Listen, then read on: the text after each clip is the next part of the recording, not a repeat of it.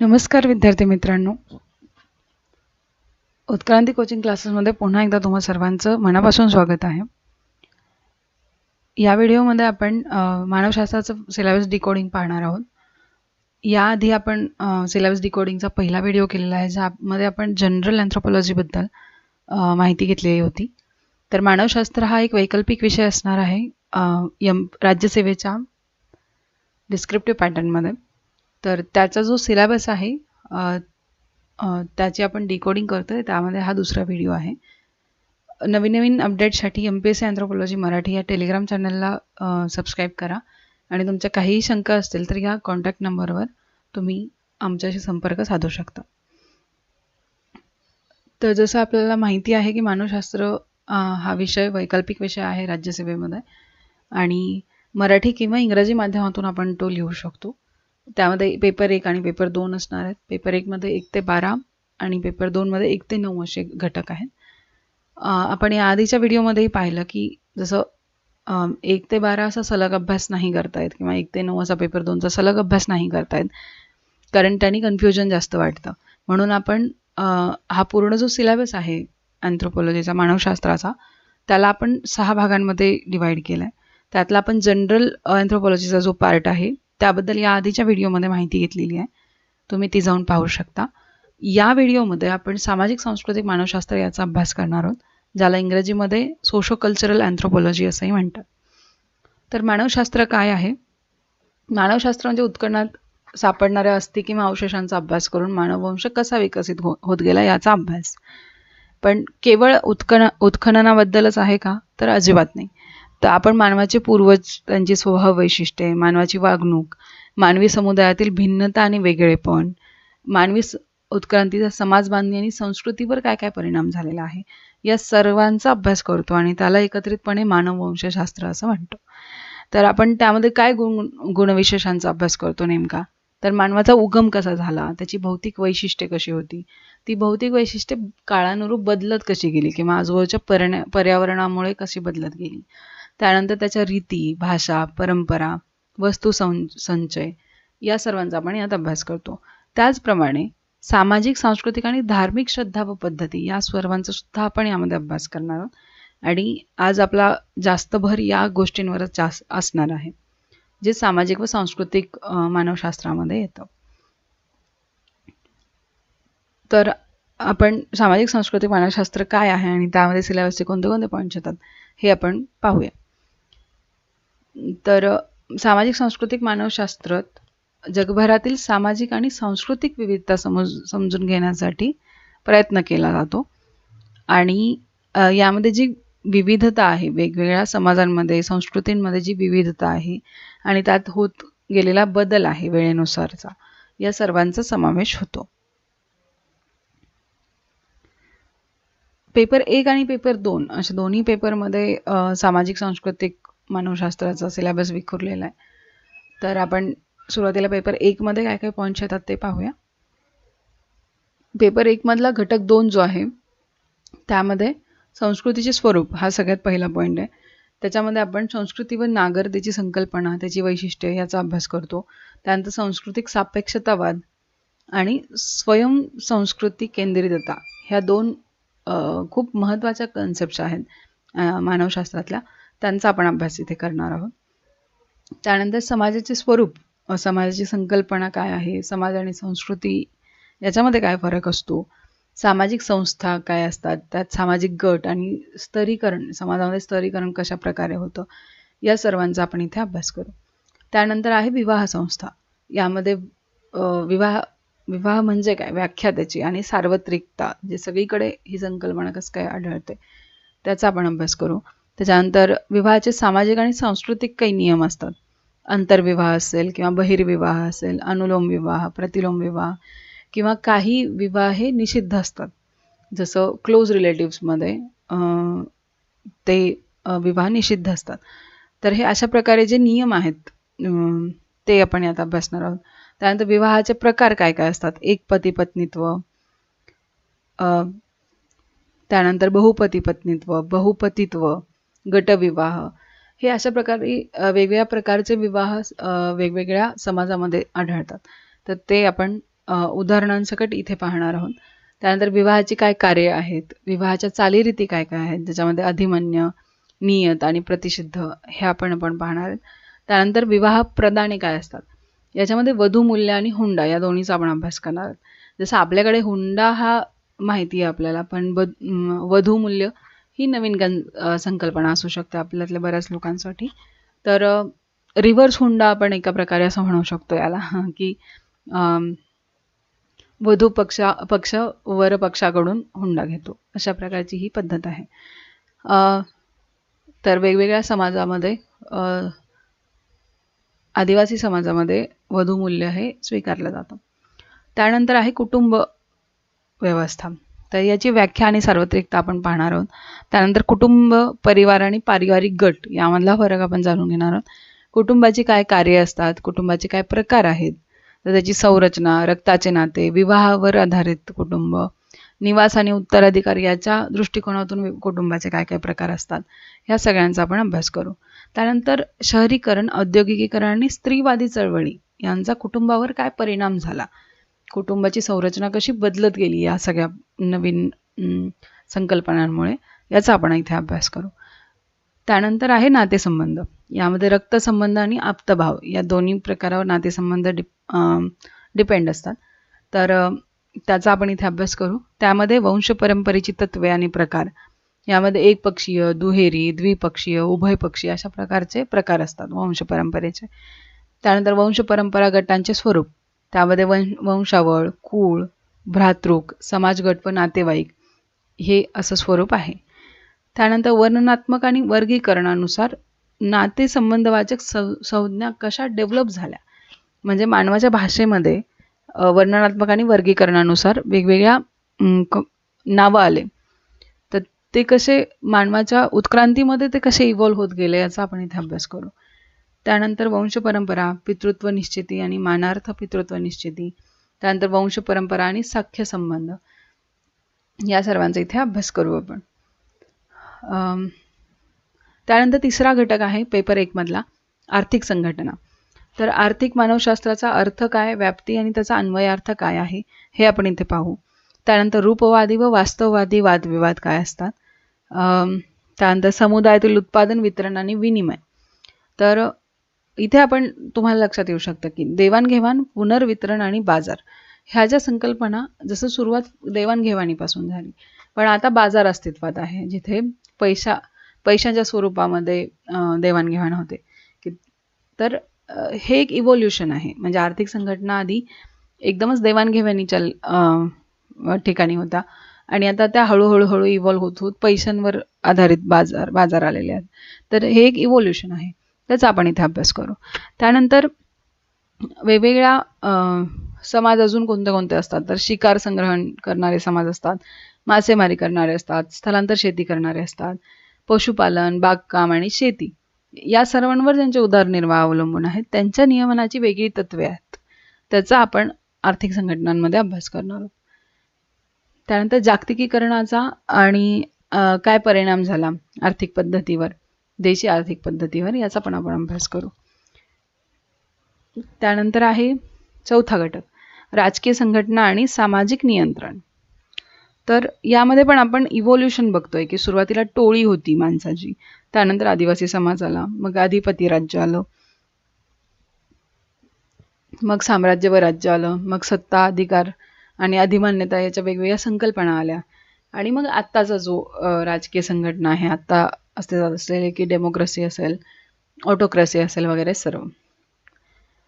तर हे जे इव्होल्युशन आहे, माणसाचं जसं इव्होल्युशन होत गेलं तसं तसं त्याच्या आर्थिक राजकीय संघटना सगळ्यांचं इव्होल्युशन होत गेलं आणि आता ती जास्त कॉम्प्लेक्स सिस्टीम तयार झालेली आहे, त्याचा आपण अभ्यास करू. पण त्याचप्रमाणे आपण साध्या समाजामध्ये पण सामाजिक नियंत्रण, कायदा आणि न्याय कसा पाळला जातो याचा आपण अभ्यास करणार. जसं आदिवासी समाजामध्ये त्यांचं स्वतःचं पोलीस खातं किंवा न्याय व्यवस्था अशी वेगळी नसते, पण तरी पण त्यांच्यामध्ये सामाजिक नियंत्रण आहे, तर ते कशा प्रकारे ते सामाजिक नियंत्रण ठेवतात याचा आपण अभ्यास करणार आहोत. नंतरचा मुद्दा आहे 5वा घटक आहे जो पेपर 1 मधला, तो धर्म. तर धर्माच्या अभ्यासाचा मानवशास्त्रीय दृष्टिकोन जो आहे तो आपण इथे बघणार आहोत.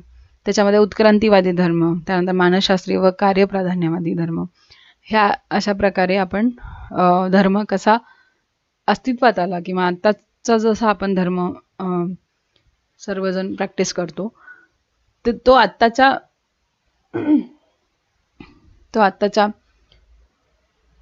स्वरूपामध्ये कसा तयार झाला याचा आपण अभ्यास इथे करू.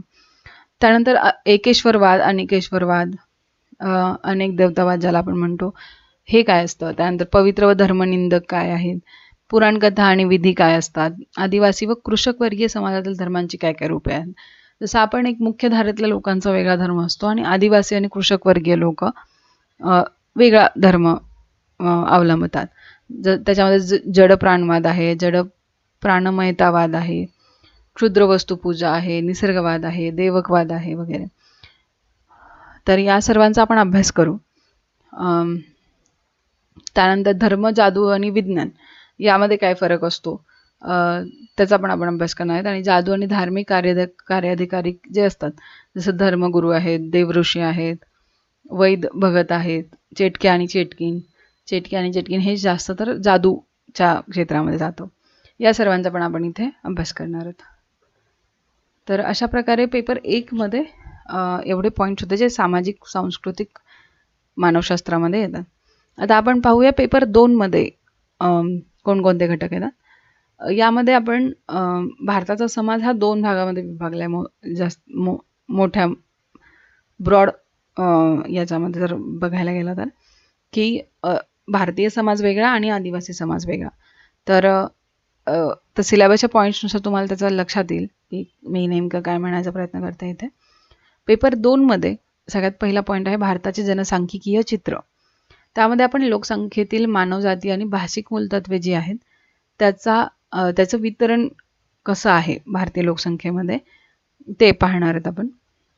त्यानंतर ही जी लोकसंख्या आहे तिच्या संरचनेवर आणि वाढीवर परिणाम करणारे काय काय घटक आहेत ते पण आपण पाहणार आहेत, की स्वातंत्र्योत्तर काळामध्ये कशा प्रकारे पॉप्युलेशन एक्सप्लोजनचा एक टाईम होता वगैरे.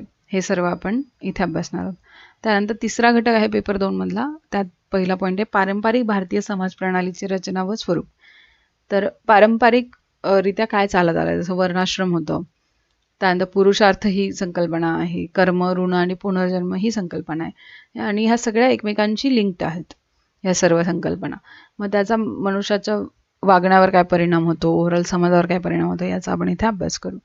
त्यानंतर भारतातील जात पद्धती काय आहे, तर वर्ण आधारित पद्धत आणि जात आधारित पद्धत 2 गोष्टी आहेत. त्यात जातीची रचना आणि त्याची वैशिष्ट्ये याचा पण आपण अभ्यास करणार आहोत. जात पद्धतीच्या उद्भवाचे सिद्धांत, प्रमुख जाती गतिशीलता काय आहे, जात पद्धतीचे भविष्य पुढे जाऊन कसं असू शकतं.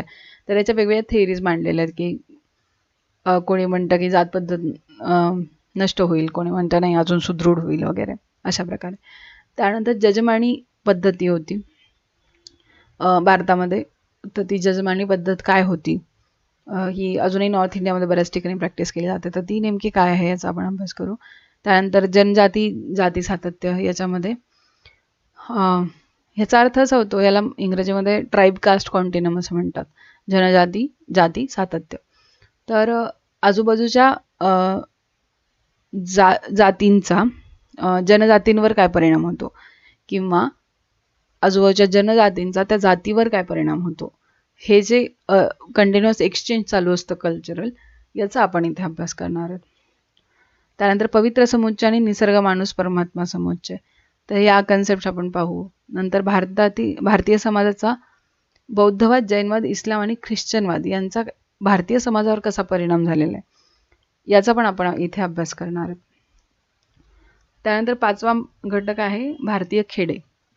तर भारतातील खेड्यांचं एक विशेष महत्त्व आहे मानवशास्त्राच्या अभ्यासात, कारण भारतीय खेडे हे एका वेळी स्वातंत्र्य होते किंवा त्यांना स्वतंत्र असायचे. त्यांच्यामध्ये ज्या आर्थिक उलाढाली व्हायच्या त्या खेड्यांमध्येच व्हायच्या. तर मानवशास्त्राच्या दृष्टिकोनातून खेडे हा खूप महत्त्वाचा घटक आहे अभ्यासासाठी. तर एक सामाजिक प्रणाली म्हणून भारतीय खेड्यां आणि वसाहतीचे पारंपरिक आणि बदलते आकृतिबंध जे आहेत, म्हणजे आधीपासून काय चालत आलं आणि आता बदल नेमका काय होतोय. त्यानंतर खेड्यांमध्ये आंतरजातीय संबंध कसे आहेत. त्यानंतर कृषीभूमीविषयक संबंध खेड्यामध्ये कसे आहेत आणि जागतिकीकरणाचा ह्या खेड्यांवर काय प्रभाव पडला, ह्या सर्वांचा आपण अभ्यास करणार आहोत. त्यानंतर भाषिक आणि धार्मिक अल्पसंख्याक आणि त्यांच्या सामाजिक, राजकीय आणि आर्थिक दर्जा याबद्दल अभ्यास करू. नंतरचा पॉईंट आहे भारतीय समाजातील सामाजिक सांस्कृतिक बदलांची देशी आणि बाहेरील प्रक्रिया. म्हणजे संस्कृतीकरण ही देशी प्रक्रिया आहे की आपल्या भारतातल्या भारतात ती होती, पण पाश्चिमात्यकरण, आधुनिकीकरण हे बाहेरून आलेल्या प्रक्रिया आहेत भारतामध्ये. तर त्याचा काय परिणाम होतोय सामाजिक सांस्कृतिक बदलावर, हे आपण इथे अभ्यासणार आहोत. त्यानंतर लहान व मोठ्या परंपरांचा आंतरप्रभाव, म्हणजे एकमेकांवर प्रभाव टाकत असतात. लहान परंपरा मोठ्या परंपरांवर, मोठ्या परंपरा लहान परंपरांवर. त्यानंतर पंचायती राजचा काय इफेक्ट झाला आणि समाज माध्यम जे आहेत, माध्यम आणि त्यांचा सामाजिक बदलांवर झालेला परिणाम, ह्या सगळ्यांचा आपण अभ्यास करू. नंतरचा घटक आहे पेपर 2 मधला भारतातील आदिवासींची स्थिती. तर आदिवासी हा खूप महत्त्वाचा घटक आहे मानवशास्त्राच्या अभ्यासामध्ये. आणि जेव्हा आपण पेपर 2चा अभ्यास करतो तर इथे आपण खूप डिटेलमध्ये आदिवासींबद्दल माहिती घेतोय. पण आपण प्रत्येक आदिवासी ग्रुप, आदिवासींबद्दल त्यांची लोकसंख्या किती आहे, ते कुठे राहतात वगैरे अशा प्रकारचा अभ्यास नाही करणार आहोत मानवशास्त्रामध्ये. इथे आपण एक मोठ्या स्केलवरती त्यांचे प्रॉब्लेम्स काय आहेत, ते कशा प्रकारे इव्हॉल्व झाले, त्यांना आत्ता मुख्यधारेमध्ये आणताना काय प्रॉब्लेम येत आहेत, मुख्यधारेमध्ये त्यांना आणलं पाहिजे की नाही मुळात, या प्रकारचे प्रश्न आपण इथे पाहणार आहोत. तर सगळ्यात पहिल्यांदा आदिवासी लोकसंख्येचे जीवजनन वैविध्य, भाषिक व सामाजिक आणि आर्थिक वैशिष्ट्य त्यांचे काय काय आहेत आणि त्यांचे वितरण, हे असं पाहणार आहोत. जसं आपण पाहू शकतो की ईशान्य भारतामध्ये जे आदिवासी आढळतात ते थोडे मंगोलियन रेस सारखे दिसतात, किंवा त्यांच्यात जे वैविध्य आहे, जे जैविक वैविध्य, ते आदिवासी लोक आणि महाराष्ट्रातले आदिवासी लोक हे वेगवेगळे दिसतात, किंवा महाराष्ट्रातले आदिवासी लोक आणि अंदमान निकोबार बेटांवरचे आदिवासी वेगवेगळे दिसतात.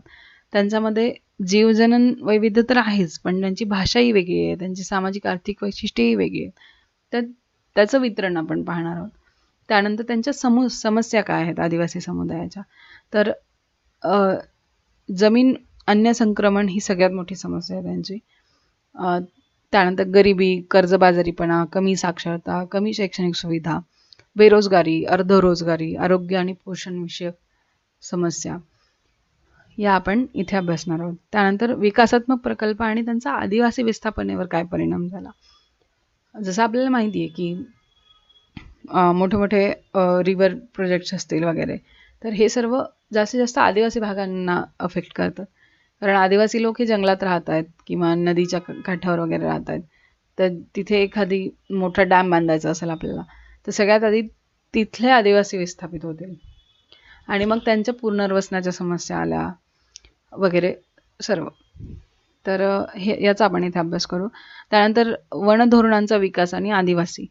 तर आधीच्या इंग्रजांनी तर आदिवासी लोकांना वनांचा हेच नव्हता दिला, ॲक्सेस नव्हता दिला, किंवा त्यांना म्हणजे आदिवासी लोकांचं समजा पोट भागतं की वन उत्पादनावर, पण समजा त्यांना तिथे ॲक्सेसच नाही दिला तर तुम्ही त्यांच्या आर्थिक पूर्ण संस्था कोलमडून जाते आणि त्याच्यावर बेस्ड सगळ्याच गोष्टी कोलमडतात त्यांच्या. पण मग जसं भारत स्वतंत्र झाला तसं आपण आदिवासींचे पण जे हक्क आहेत त्यांच्या वनावरचे, हे आपण हळूहळू रिकग्नाइज करायला सुरुवात केली. तर हा जो वन धोरणांचा विकास झाला त्याचा आपण अभ्यास करू. त्यानंतर शहरीकरण आणि औद्योगिकरणाचा आदिवासी लोकसंख्येवर काय काय परिणाम झाला ते पण आपण पाहणार आहोत. आता त्यानंतरचा मुद्दा आहे अनुसूचित जाती आणि अनुसूचित जमाती आणि इतर मागासवर्ग यांच्या शोषणाच्या आणि वंचिततेच्या ज्या समस्या आहेत त्याचा पण आपण इथे अभ्यास करू. त्यानंतर घटनात्मक संरक्षणात्मक उपाययोजना काय काय आहेत, म्हणजे भारतीय संविधानामध्ये अनुसूचित जाती, अनुसूचित जमाती आणि इतर मागासवर्ग यांच्यासाठी काय उपाययोजना केलेल्या आहेत त्याचा आपण अभ्यास करू. त्यानंतर सामाजिक बदल आणि समकालीन आदिवासी समाज यांचा परस्पर संबंध पाहू. आधुनिक लोकशाही संस्था, विकास कार्यक्रम आणि कल्याणकारी उपयोजना यांचा आदिवासींवर आणि दुर्बल घटकांवर काय काय परिणाम झाले ते पाहू. त्यानंतर वांशिकतेची संकल्पना, वांशिक संघर्ष आणि राजकीय विकास याचा डिटेलमध्ये आपण इथे अभ्यास करू. त्यानंतर आदिवासी समुदायातील असंतोष, प्रादेशिकतावाद व स्वायत्ततेची त्यांची मागणी काय आहे, असं का होतं. त्यानंतर खोटा आदिवासीवाद हा पण एक खूप कळीचा मुद्दा आहे, त्याचा आपण इथे अभ्यास करू. त्यानंतर वसाहत काळ आणि भारताच्या स्वातंत्र्योत्तर काळातील आदिवासींमध्ये सामाजिक बदल काय काय झाले. जसं वसाहत काळामध्ये मिशनरी ॲक्टिव्हिटीज खूप जास्त होत्या, तर ईशान्य भारतातले बरेच आदिवासी लोक हे ख्रिश्चॅनिटीमध्ये कन्वर्ट झाले, पण ते अजून पण त्यांच्या जे सामाजिक सांस्कृतिक घटक त्यांच्या आधीपासून चाललेले ते तसेच आहेत. तर हा जो बदल झाला, तो सामाजिक बदल, तो आपण पाहू. त्यानंतर आदिवासी समाजावर हिंदू, बौद्ध, ख्रिश्चन, इस्लाम आणि इतर धर्मांचा काय काय परिणाम झाला याचा आपण अभ्यास करू. त्यानंतर आदिवासी आणि राष्ट्रराज्य, तर इथे आपण एक तुलनात्मक अभ्यास करतोय भारतातल्या आणि इतर राष्ट्रातल्या आदिवासी समुदायांचा. जसं सौदी अरेबिया असेल, इराण, इराक असतील, तर तिथल्या आदिवासी आणि आपल्याकडच्या आदिवासी यांच्यामधला तुलनात्मक अभ्यास आपण इथे करणार आहेत. आता पेपर 2 मधला 9वा घटक आहे, हा शेवटचा घटक आहे. यामध्ये आपण आदिवासी क्षेत्रांचा प्रशासकीय इतिहास काय होता, आदिवासी विकासाची धोरणे, योजना आणि कार्यक्रम काय काय आहेत आणि त्याची अंमलबजावणी कशा प्रकारे होते, त्या अंमलबजावणीमध्ये काय प्रॉब्लेम्स येत आहेत याचा आपण इथे अभ्यास करणार आहेत. आणि इथे अजून एक कन्सेप्ट इंट्रोड्यूस होते, आदिम प्राचीन आदिवासी गटांची संकल्पना. याला PVTGs म्हणतात, पर्टिक्युलरली वल्नरेबल ट्रायबल ग्रुप्स. म्हणजे हे आदिवासी घटकच आहेत, पण त्यांची लोकसंख्या खूप घटत चाललेली आहे आणि ते सोशो इकॉनॉमिकली खूप जास्त बॅकवर्ड आहेत, तर त्यांच्यावर विशेष लक्ष देण्याची गरज आहे. म्हणून आपण यांच्याबद्दल इथे अभ्यास करतोय. त्यांचं वितरण म्हणजे पूर्ण भारतामध्ये कुठे कुठे आढळतात, त्यांच्या विकासासाठीचे विशेष कार्यक्रम काय आहेत, तर आणि याचा आपण इथे अभ्यास करू. आणि त्याचप्रमाणे आदिवासींच्या विकासामध्ये बिगर शासकीय संघटनांचं काय योगदान आहे. तर बिगर शासकीय संघटना, NGOज जे आपण म्हणतो, नॉन गव्हर्नमेंट ऑर्गनायझेशन, त्यांचं एक खूप मोठं योगदान आहे आदिवासींच्या विकासामध्ये. जसं सर्च फाउंडेशन आहे अभय आणि राणी बंग यांची, किंवा ज्ञानप्रबोधिनी ऑर्गनायझेशन म्हणून आहे, तर ते ईशान्य भारतातल्या आदिवासींसाठी कार्य करतात वगैरे असं. तर हे काय, तर तिथे शिक्षण देण्याचं काम करतात आदिवासी मुलांना. त्यांचे काही प्रोडक्ट्स असतील, जसं बांबू प्रोडक्ट्स वगैरे आहेत, तर ते मुख्य धारेमध्ये येऊन, मोठ्या मार्केट्समध्ये येऊन ते विकायचं वगैरे काम करतात. हे अशा प्रकारचं काम बिगर शासकीय संघटना करतात. त्यानंतर आहे आदिवासी विकासामध्ये व ग्रामीण विकासामध्ये मानवशास्त्राची काय भूमिका आहे. म्हणजे आपण मानवशास्त्राच्या दृष्टिकोनातून आदिवासी विकास आणि ग्रामीण विकास कसा घडवून आणू शकतो, किंवा काय प्रॉब्लेम्स येतात हे समजून घेणं वगैरे इथे करू शकतो. त्यानंतर आहे प्रादेशिकतावाद, सांप्रदायिकता आणि वंशिकता, आणि याच्या सोबत ज्या राजकीय चळवळी चालतात, तर त्याचा अभ्यास आपण मानवशास्त्राच्या दृष्टिकोनातून कसा करू शकतो, आणि त्याचे जे सोल्युशन्स आहेत ते मानवशास्त्र कशा प्रकारे देऊ शकतं, याचा इथे इम्पॉर्टन्स आहे. तर अशा प्रकारे आपण सामाजिक सांस्कृतिक मानवशास्त्राचा एक आढावा घेतलेला आहे. आणि अशा प्रकारे जसं आता तुम्हाला मी सांगितलं की आर्थिक संघटना असतील, किंवा त्यानंतर राजकीय जे आपली सध्याची जसं डेमोक्रेसी आहे, किंवा आर्थिक क्षेत्रामध्ये जसं आपल्याला मार्केट इकॉनॉमी चालते, हे सर्व एक इव्होल्युशन आहे माणसाचं. एकदम सिम्पल फॉर्म ऑफ एक्सचेंजपासनं ते आत्ताच्या मार्केट इकॉनॉमीपर्यंत म्हणा, किंवा टोळीमध्ये राहणारा माणूस आता डेमोक्रेसी किंवा ऑटोक्रेसी वगैरेच्या गोष्टी करतो, किंवा तशा त्या राजकीय संघटनांमध्ये राहतो. तर हे एक पूर्ण हा जो प्रवास आहे माणसाचा, याच्यामध्ये आपल्याला माणसाची पूर्ण उत्क्रांती जी झाली त्याचा अभ्यास आपण चांगल्या प्रकारे करू शकतो. तर अशा प्रकारे आपण आज इथे थांबूया. हा जो सेकंड पार्ट आहे डिटेल्ड सिलेबस डिकोडिंगचा, तो तुम्ही नक्कीच शेअर करा सगळ्यांसोबत, ज्यांनाही मानवशास्त्राबद्दल माहिती हवी आहे त्या सगळ्यांसोबत. Thank you so much. काहीही डाऊट्स असतील तर तुम्ही कमेंट करा, चॅनलला सबस्क्राईब करा आणि MPSC अँथ्रोपॉलॉजी मराठी हा टेलिग्राम चॅनल आहे आपलं, त्याला एकदा अवश्य भेट द्या आणि त्यालाही सबस्क्राईब करा. पुन्हा भेटूया डिटेल्ड सिलेबसच्या तिसऱ्या पार्टमध्ये. Thank you so much.